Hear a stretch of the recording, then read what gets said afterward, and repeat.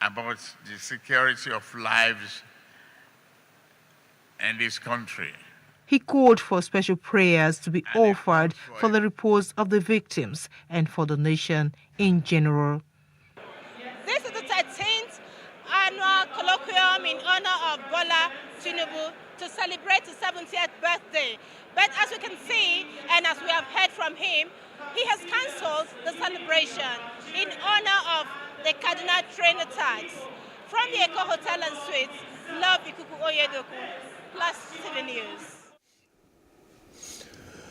Love Ikuku Oyedoku bringing us up to speed. What went down at Eco Hotel yesterday, former governor of Lagos State and presidential aspirant of the All Progressives Congress, Asiwaju Bola Ahmed Tinubu, cancelling his 70th birthday, all in commemoration of Nigerians who, were gruesomely, kidnapped, killed in the Kaduna-Abuja train. Our hearts go out to all of them, and well, it is really sad, but then again, I applaud the former governor for his stand yesterday, because nobody should really be in a celebratory mood when all of these issues are really happening. Where would they be seen dining and whining, when a lot of people are just there, with a mournful look, with families grieving? It will be so ironic if they went on to celebrate when the country is indeed mourning at this particular time. But some people have actually described, that action. As much as we say, yes, it is fantastic, because yesterday everyone should be upset. It's not something to celebrate.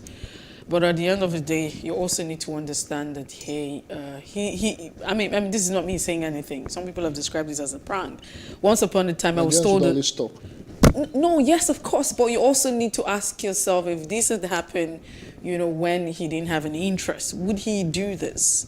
Once upon a time, I was told a story by my parents, and they said, in 1985, there was once upon a time where you had IBB standing in the rain during the parade, the Independence Day parade, and people clapped.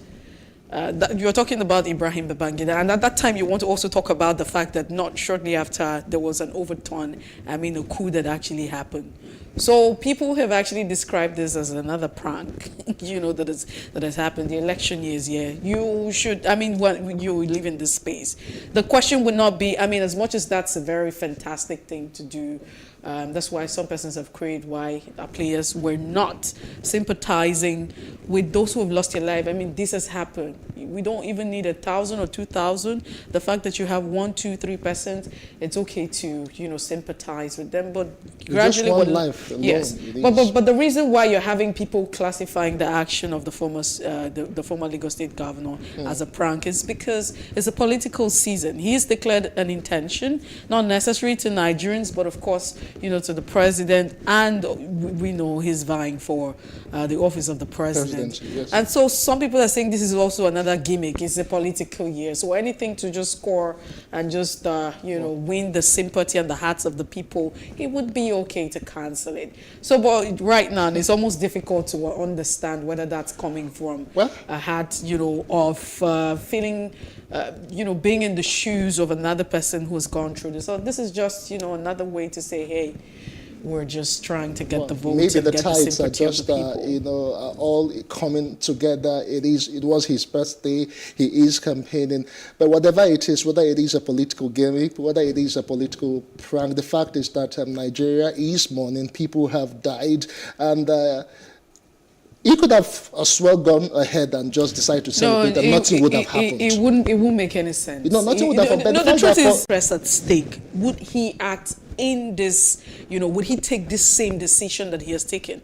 Peradventure, his birthday happened, and he never declared to become president. He's never talked about wanting to become president. Would he cancel his birthday? But we leave that, that's not something that we have an answer to, but we'll just leave it that. Yes, so we'll go straight to Off the Press and review what's on the front page of the national dailies in a moment. It's still The Breakfast on PlusTvAfrica.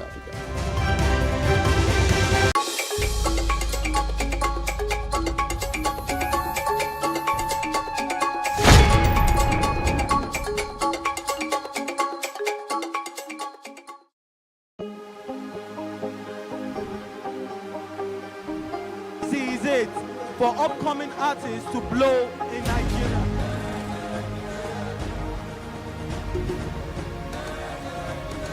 Welcome to Plus Trending. I am Bookie November, your host, saying thank you for joining us on today's episode. Welcome back. It's tea time on PlusTvAfrica. Practice makes perfect. I'm not perfect yet, but I'm a lot better than I used to be. He's a king. He's entitled to marry 100 if he wants to.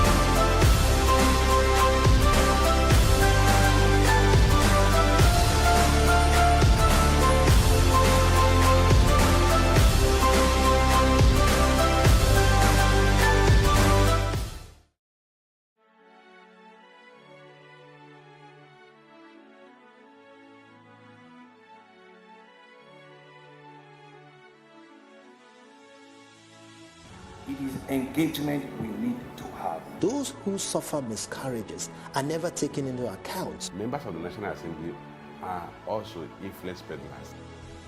You are sitting on Nigerians' money. From the Babin, I pay my rent. On the Babin, I send my children to school. A consultative engagement. No any tangible notification before they ban us. It's one thing for people to be at your back and the heat is actually using the people. But when you are looking for money to 9:15 a.m. on PlusTvAfrica, DSTV channel 408. With you, we play a part in strengthening the values passed from generation to generation.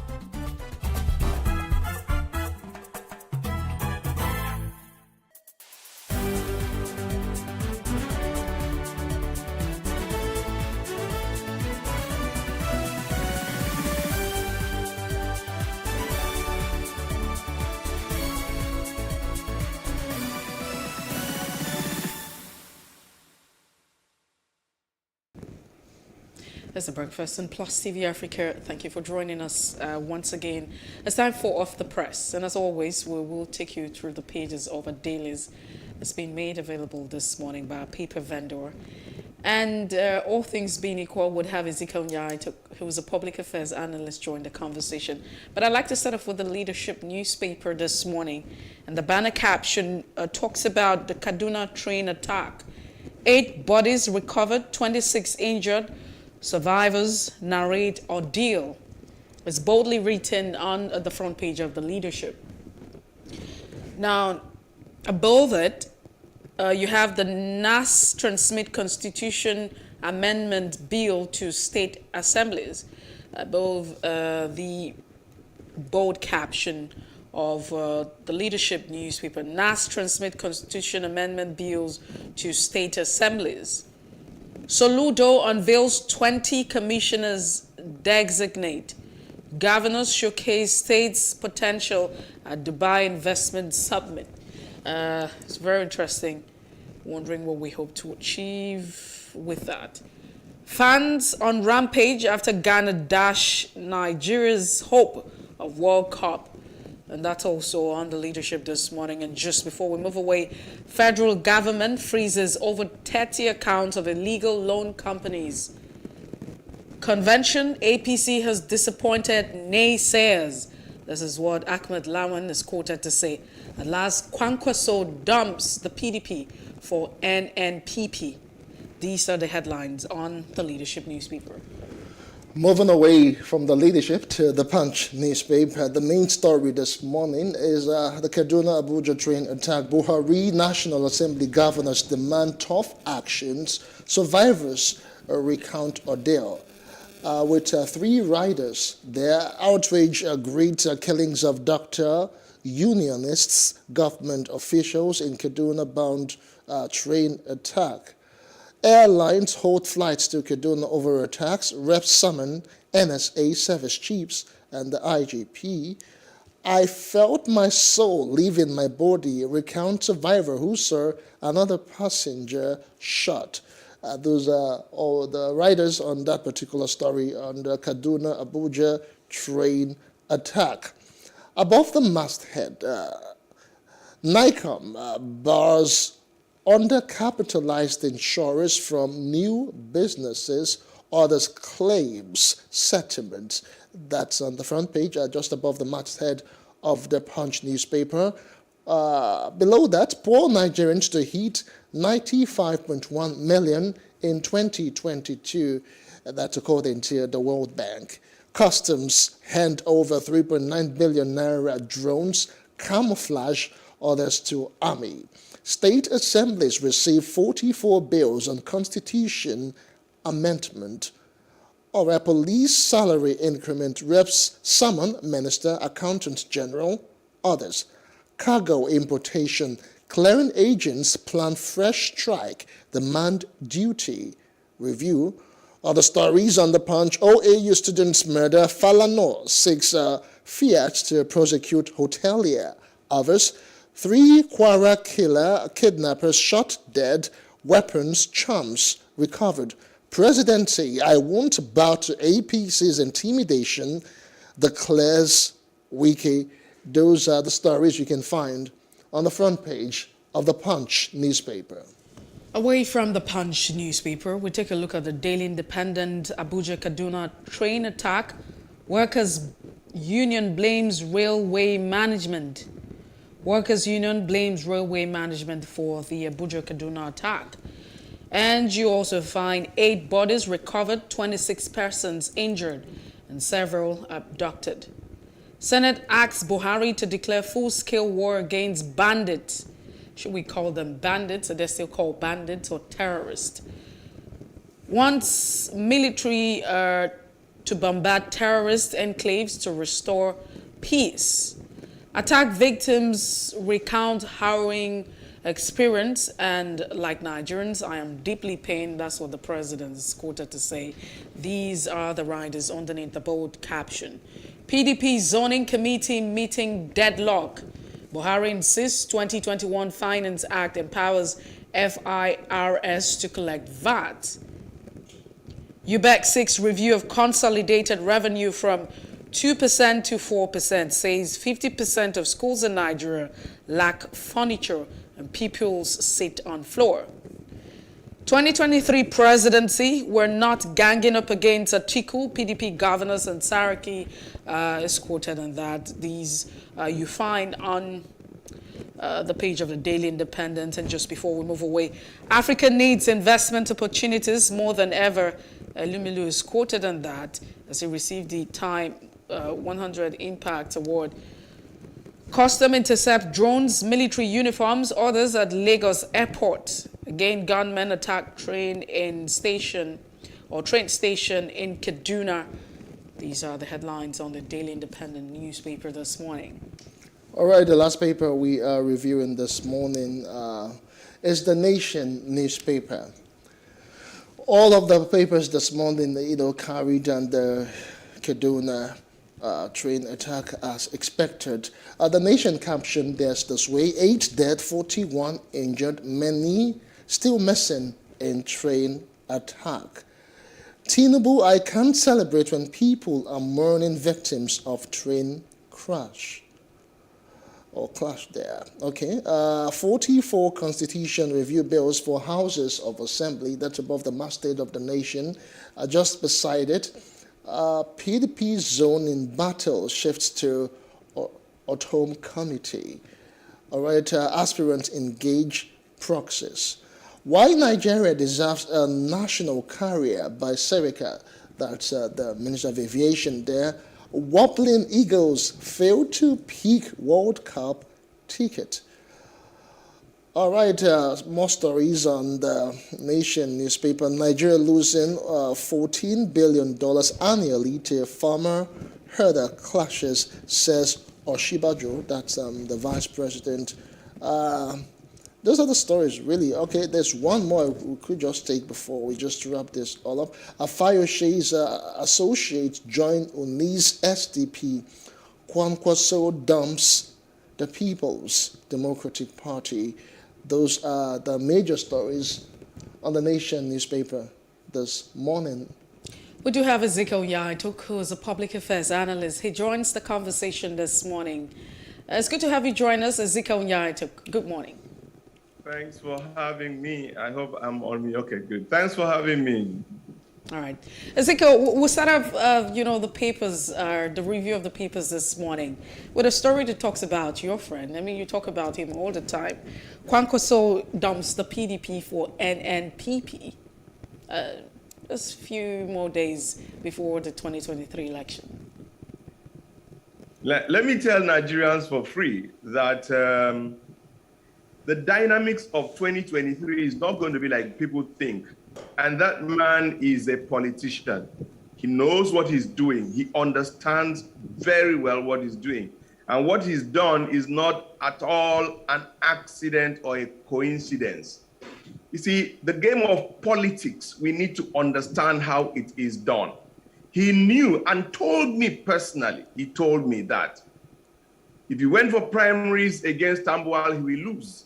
If he went for primaries against Saraki, he would lose. If he went for primaries against any of these people, he will lose. But that all of them combined cannot beat him in a general election. But that PDP has a certain mentality, a certain arrogance where they don't look at people's strengths. They play to their interest. And in politics, you must understand that you have to go to the people somewhere along the line. So get a man that will win for you and not your friend that will lose. And that is his thinking. And he did all the calculations and everything. That man today is the most popular person across northern Nigeria. Anybody that gets him as president or vice president is sure to have a good chunk. If he's a presidential candidate and he goes with a southern person that is generally acceptable, they win because he's got the vote. He's got the liking of the people. He left office for so many years, and yet he kept in touch. Last year, he sponsored 370 northern students, not even northern students, Nigerians, for a master's degree program as an individual. On my birthday, he actually came to Uyo, and during the meeting, he said he's promising 4 scholarships to Akwa Ibom students from beginning to the end. He just does this and has taken education as if his life depends on it. And it's very rare for the North that we think, oh, the North, they are not interested in education. It's not true, okay? He has decided to make Kano, and from Kano, the Kwankwasia movement and everything, they've moved from Kano to cover the whole of the northern part, and his main instrument against popular opinion that people think is education. During education, all these thousands of people of young people that he has empowered, sent to school, they all, wherever they are in the world, they all come down to Nigeria and to their villages and mobilize their people. So this guy is just a walking, what they call dynamite. He's exploding everywhere. Now, with that, wisdom says, look, if you stay in PDP, they'll just rubbish you. Stand out and show them that you are not a fluke. And this man stepped out, created NNPP, and within 24 hours, let me exaggerate it, within a week, he had full structure in every ward in the northern part of Nigeria and a good part of the southern part of Nigeria, including Akwa Ibom State. Now, that is what is called political capacity. That is, in my opinion, what I call phase 1. There's going to be a phase 2. He can't be a president and a vice president. There's going to be an alliance somewhere along the line. And I can tell you for free, and I'm very happy that Mr. President signed the Electoral Act, because it's just an act of God, the goodwill of people who have been praying, and I will give the president the credit. I said so. For whatever reason, like the Bible says, the Son of Man will need be crucified, but woe to whom through which it come. So the converse is the same. Nigerians will be rescued, and God bless that man that will be used. And the president has allowed himself, in spite of all problems, to sign that electoral act, which means that your vote will count. And people will be shocked. All this, each time the mainstream media do analysis and talk of APC, PDP, I just think that they're so politically naive, with all due respect. It's not look, okay, Kwankwaso has just stepped out. One day, an NNPP, an unknown party, has become the song on every lip in the north. And very soon, big people following this, the APC crisis and everything, and the PDP, they are joining him. So that guy is going to become a big party overnight. Party is not name, it's the people. If a man like Bola Ahmed Tinubu decides to join any party, no matter the party, even if there was no name before, overnight, that party becomes a big party. Imagine a possible alliance, a relationship, working relationship between Kwankwaso and a man like Tinubu, networking with what we call the third force within the ADC conclave to give Nigeria what they call National Rescue Team, Government of National Unity. The NNPP coming down to network with ADC, and probably if APC succeeds in pushing Tinubu out and he gets involved in either his party, that's NNPP or ADC, or even a different party, and then these three come together, who is PDP? Who is APC? So when we do a political analysis, let us be not stuck in the past and be able to know that, and this was what destroyed PDP. They said, you cannot remove an incumbent. We've been here, we'll be here for the next 60 years. Listen to the arrogance. Today, APC is sure, we will. Have you asked Nigerians what their real concerns are? Have you seen the anger in the land? Are you living in your cocoon and so detached from the realities of life that people are very unhappy? What will make people to vote for you as PDP? What will make people to vote for you as APC? Performance or the people being taken for granted? So I salute the courage and the political dexterity and deftness of my friend and brother Alhaji Kwankwaso. All right, Mr. Nyayetok, let's leave Kwankwaso for a bit. All the papers this morning, are leading with the gruesome issues in Kaduna State with different captions, put differently. I really want to get your candid opinion. The Punch, the way it captioned its own story this morning, Buhari, National Assembly governors demand tough actions, survivors recount ordeal. Why are we demanding tough actions? It's not as though it's some emergent situation in that particular state. The train attack had happened sometime last year. Kaduna Abuja highway, is notorious for attacks by bandits and all of that. What kind of tough actions are we actually demanding right now? Why are we so reactionary, Mr. Nyayetok? I'll tell you two things. I've said this so many times that I start to sound like a broken gong. Nigerians need to wake up and draw a line between governance and politics. Nigerians need to wake up and draw a line between governance and politics. Politics is a door that leads to a room called government.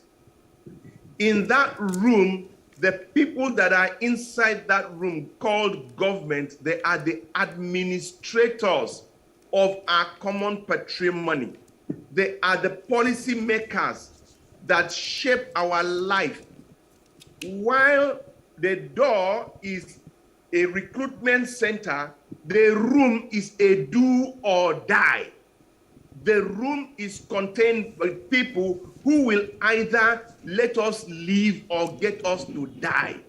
So we must be so careful that people it's like there is a nuclear button inside the room. So you must be careful to send in sane people inside that room. If not so, one irrational person will just press that nuclear button and then explode the whole world.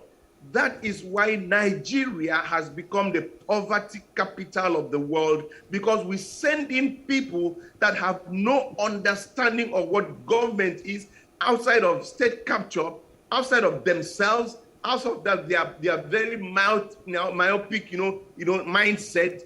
We send such people there and we expect a good result. It's not going to happen. It's not possible. That room called government is the next most powerful room after God. That's why you can't take the risk of just sending anybody there. He's my friend. He's my supporter. He's been with me. He's my loyalist. You send them to the room where you have the nuclear button of this country. It shouldn't be. Now, why am I saying all this? Look at Kaduna.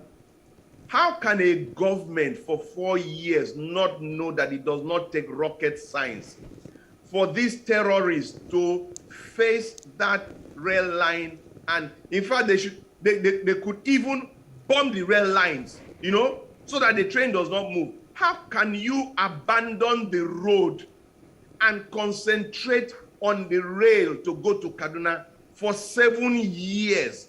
What is the distance between Abuja and Kaduna? What does it take for you to deploy drones and get into a satellite tracking so that if anything happens, you can play back to the scene and trace it and track it back? This is modern technology. But the minister, Ezekiel Yaitok, I mean, the minister yesterday, while he visited one of the train stations, talked about the fact that they had made their request, they had talked about it and made requests, but the request wasn't granted because they were talking about having digital surveillance camera. And so maybe we don't have money. Maybe we don't have money, but we have money to buy Tucano jets. You see, we have these state capture entrepreneurs in government. I said it the day they talked about Tucano jets. Nigerians in government think of contract. They think of contract. I had said that if they had given a think tank, I would be so glad to be part of that think tank. 1/10 of that money, what will go into is take the wind off the sail. Do you understand me? Take the oxygen off the flame. What is the wind? What is the oxygen of these terrorists? It is unemployed youths who get into their enclave, not because they love it, but because that's the way. Can you imagine you turning the northern states to a construction site? You get a lot of the young people involved. They get to do so much and they make money and they are living every day. Because of personal interest, they don't want anybody to come and disturb their problem. Like I told people, I say that one of the most lazy and intellectually ingenious things to do as a governor is to have 10,000 aides, 1,000 SSPAs, where you pay them money for doing nothing. Nyaito will never do that. Let me give you a very little illustration because we need to start to think. If you pay a guy 250,000 naira a month, doing nothing, in a year you've paid him 3 million. In 4 years, you paid him 12 million. He lives large, buys a good car, lives in a good house. After 4 years, he has nothing. But if you carry just 2 million and train that guy in a trade and give it to him as a non-interest yielding loan, in 4 years, that guy has repaid your money and turned your 2 million into an enterprise where he is the CEO and his life is made. Comparability, but in terms of contract, so that they can have enough money to run the next election. Nigerians should wake up. I don't blame these people, Okay. Nigerians should wake up and think. All right, quickly, let's look at the Leadership newspaper here. It talks about the rampage that happened yesterday, shortly after Ghana dashed Nigerians' hope of the World Cup. And that's, below the corner of the Leadership newspaper. It feels like history repeated itself again yesterday. 1973, at the time where Ghana had an encounter with Nigerians in Lagos, the Ghanaian bus set ablaze. And some people yesterday said that this was beyond just losing a game, but it was the people pouring out their frustration of all of the disappointment and everything that's going on in the country. How do you react to this? I at the risk of sounding unsympathetic, I think that it's a blessing in disguise. Nigerians need to be angered, irritated, frustrated to a point where they sit down and think. That reaction of burning this, going into rampage, no, is not it. You are smiting your nose to spite your face. You don't need to burn any bus. That bus will be the one that will carry you tomorrow. If you burn it, you lose both ways. There's a friend of mine that used to say something that his father told him. He said, no, take vex, leave food. Take vex, chop the food. You understand me? I found it very interesting. Not take angry, you leave. No, the anger, use and chop the food, because you need the energy of that food for you to be able to move on with your life. What am I saying? Nigerians need to be angry enough to sit down and think. Angry enough to be violent? No, that's what I just said. No, violence is not even an option. Violence is smiting your nose to spite your face. The boss that you burn down is the boss that you will need to carry you tomorrow. That was in 1973. Are the things that you will need. Maybe the business of an innocent person who has been struggling. No, violence is not an option. It's to sit down and think. Nigerians should get so angry. We should be pressed to the wall, so much so that in 2023, we no longer think in terms of 500 naira, 1,000 naira. We sit down and say, guy, we want a proper manager to come and manage our affairs. If we had proper management team, we would not be having ad hoc approach to games. World Cup does not come overnight. It takes time to come. And you build your team. You give the people their due. You let the people know that it's like in my team. I'm running for governorship. My team, we don't spray money. We have a vision, we have a story, and everybody is coming in as people who are contributing to get a better future for themselves. If you need money, I can give you the term of the people to go. People are discovering that I don't need to be given fish, I need to be taught how to fish, because the fish they gave me last night is finished and I'm hungry again. But the guy that has learned how to fish is continuing to eat and feed his family. That story is starting to resonate. I don't go for cheap solutions. I go for sustainable and lasting solutions. And Nigerians are waking up. Imagine having a political meeting where you don't pay anybody a dime. The place is full. They switch off their phones and they sit down for 4 hours to listen to you. It's never happened, but it's happening today. People need to be angry enough to think again. People are saying, forget those rallies. Forget to start to have town hall meetings. Start to talk to us. Don't have these rallies where you bring 500 people from where you're coming from. The same 500 team is where you're carrying around. Let me end on this. I made a call to a billboard that I wanted to put up. And that guy told me that the cost of that billboard for 30 days is 400,000. And that there's another one that is close to $1 million for 30 days. And yet this was splashing all these things all over. People should start asking questions. All that money, where is it coming from? All that convoy of so many cars, and we know how they are fueled, where is the money coming from? The money that you are enjoying today, the clap that you are clapping today, is the misery and the poverty that is waiting for you tomorrow. Nigerians have to wake up to start to think. All right, Mr. Ejok, I just saw another disturbing story on the Punch newspaper. It is attributed to the World Bank. It says poor Nigerians to hit 90. It is a global issue. But my question right now is the fact that poor Nigerians are increasing, and this year it is projected to hit 95.1 million. Now, let me tell you, it's an effect that you feel with time. It's like you have an accident and something, gives way. It's at night that the full weight of that pain dawns on you. This 2022, the projection, it will be worse in 2023. Nigerians need to know that. And cannot be rescheduled again, except on what you may call what's the word, on a basis that is not, non-concessional basis. When you go and study, like I did, the debt profile of your state, you will know that bringing people who are Jamboreans into government is the worst thing that can happen to you. You need to bring in governor's office in Lagos. I'm a governor. Then I have a liaison office in I can even understand Abuja, which is in the first case is not necessary. You have a liaison office in Lagos.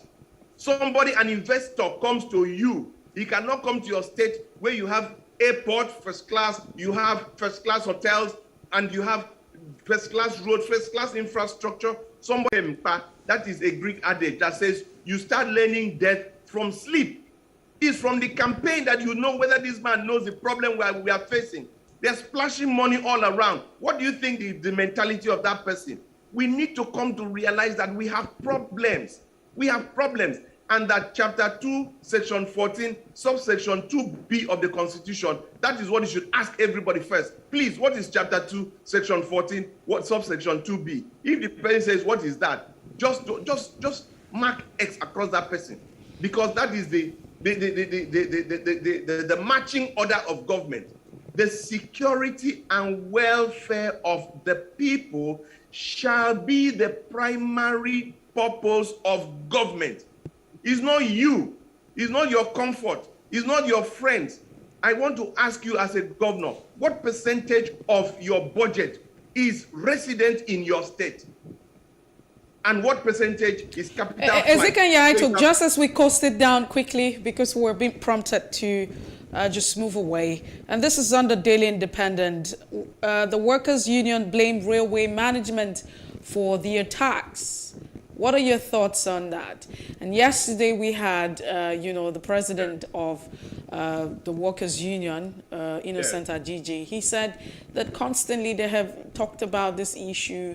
They've raised some concern. They were even threatened to embark on a strike action, but all of that didn't fall on an ear that's listening. No, let me tell you something about the railway. Go and look at the contract. That contract, to the best of my knowledge, I hope I'm wrong, but I think from what I've done, it's like a PPP. And the people need to make money and recoup their investment. The more unsafe our roads are, the more people are pushed to the rail lines. If you are a government that thinks ahead, that lane, you let everybody know that the tracking of that lane, that is where you win the security battle. So I have memos available